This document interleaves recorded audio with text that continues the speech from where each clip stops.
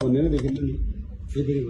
कार्यवाहक प्रमुख सुनिता डंगलज्यू काठमाडौँ महानगरपालिका पुतली सडक काठमाडौँ विषय गणेश नेपाली घटनाबारे निष्पक्ष छानबिन उचित क्षतिपूर्ति तथा न्यायको माग महोदय मुगु जिल्ला स्थायी घर भई हाल काठमाडौँमा बसोबास गर्दै आएका गणेश नेपालीले काठमाडौँ महानगरपालिकाको सम्बन्धित घटनापछि आफ्नै शरीरमा पेट्रोल छर्केर आत्मदाहको प्रयास गरेको र उपचारको क्रममा वीर अस्पतालमा असामयिक निधन भएको घटनाले हामी सम्पूर्ण सचेत युवाहरूको गम्भीर ध्यान आकर्षण भएको छ।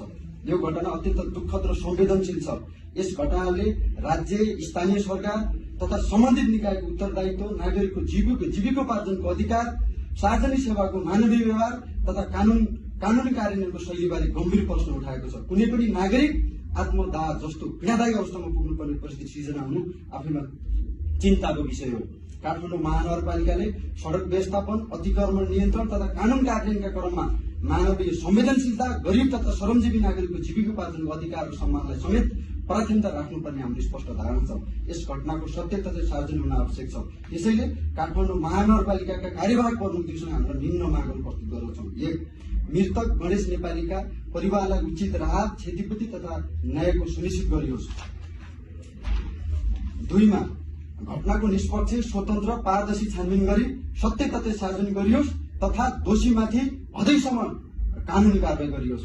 नगर प्रहरीको 3 नम्बरमा नगर प्रहरीको कार्यशैलीलाई थप संयमित, उत्तरदायी, जनमैत्री र मानव अधिकार मैत्री बनाइयोस्। 4.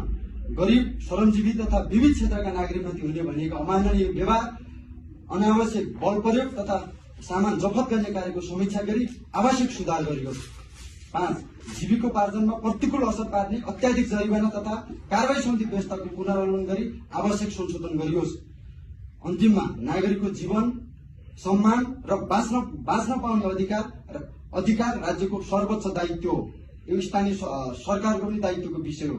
यस दुःखद घटनाबाट आवश्यक पाठ सिक्दै न्याय, जवाबदेहिता र मानवीय शासनको अभ्यास गर्न काठमाडौँ महानगरपालिकासँग हामी हार्दिक र जोरदार माग गर्दछौँ।